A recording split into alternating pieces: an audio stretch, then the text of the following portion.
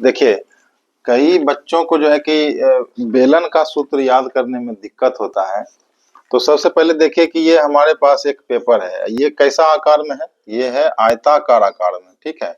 ये हो गया इसका लंबाई और ये हो गया इसका चौड़ाई, ठीक है। अब देखिए इसका क्षेत्रफल क्या होता है? आयत का क्षेत्रफल होता है लंबाई गुना चौड़ाई, ठीक है। तो अब हम इसको क्या कर रहे हैं कि इसको मोड़ करके एक बेलन बना रहे हैं। तो जरा देखिएगा, ये देखिए, अगर हम इस तरह से बेलन बना दिए, इसका इस तरह से बेलन हम बना दिए तो कुछ हमको इस तरह का मिलेगा बेलन, ठीक है। इसका मतलब क्या हुआ? ये जो लंबाई मुड़ गया, यही लंबाई है, इसी को खोलेंगे तो पूरा ऐसे हो जाएगा। तो जरा देख लीजिए, देखिए इसको हम ऐसे मोड़ रहे हैं, ठीक है। तो ये जो लंबाई है ये वाला, ये हो गया यहाँ पर, क्या बन गया? ये बन गया यहाँ पे, ये जो वृत्त यहाँ पे बन रहा है, ये जो वृत्त बन रहा है, इसी का जो परिधि है वही ये लंबाई बन गया। देखिए बना कि नहीं?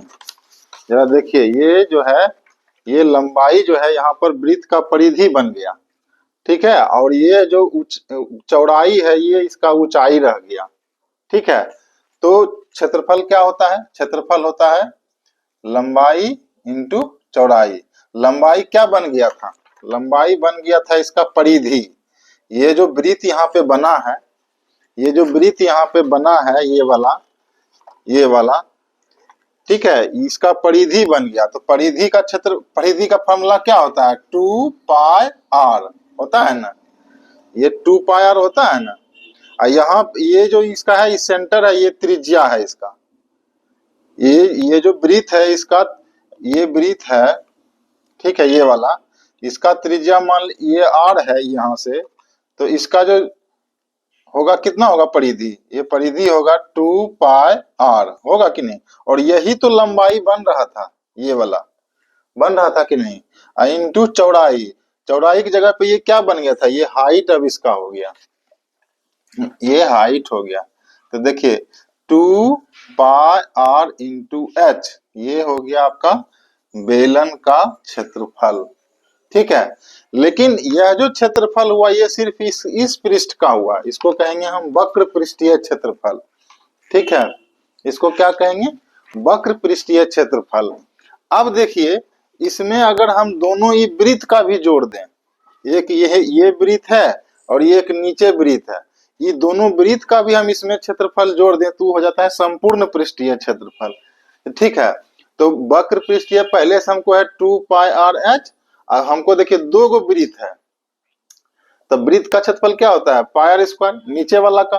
देखिए ये नीचे, तो देखिए, तो बेलन का वक्र पृष्ठीय क्षेत्रफल क्या हो गया? 2πr into h। देखिए कैसे कैसे आ गया। देखिए हमने बताया था कि क्षेत्रफल का जो फॉर्मूला होता है वो होता है लंबाई इंटू चौड़ाई, और हम उस पेपर से जो है कि मोड़ करके बेलन बनाए थे, जिसमें लंबाई बन गया था इस वृत्त का जो नीचे वाला परिधि है, कहाँ गया?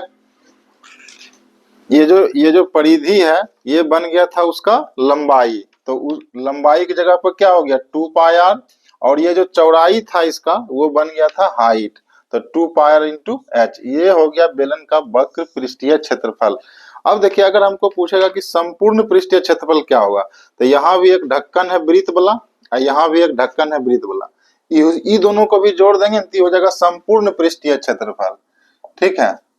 संपूर्ण पृष्ठीय क्षेत्रफल। तो देखिए वक्र पृष्ठीय क्षेत्रफल तो ये वाला पार्ट हो गया 2πr इंटू h, अब प्लस एक वृत्त यहाँ पे है और एक वृत्त यहाँ पे है, तो πr square plus πr square, तो ये हो जाएगा कितना? 2πrh प्लस πr स्क्वायर हो गया 2πr स्क्वायर। यहाँ से देखिए दो कॉमन है, 2π, ठीक है। तो 2π यहाँ से कॉमन ले लीजिए, 2πr कॉमन है, ठीक है। और यहाँ पे बच गया h प्लस यहाँ हो गया r।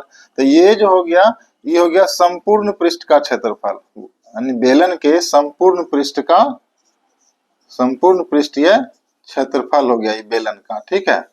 तो अब आप कभी भी नहीं भूलिएगा, ये हो गया वक्र पृष्ठीय क्षेत्रफल, ये हो गया संपूर्ण पृष्ठीय क्षेत्रफल।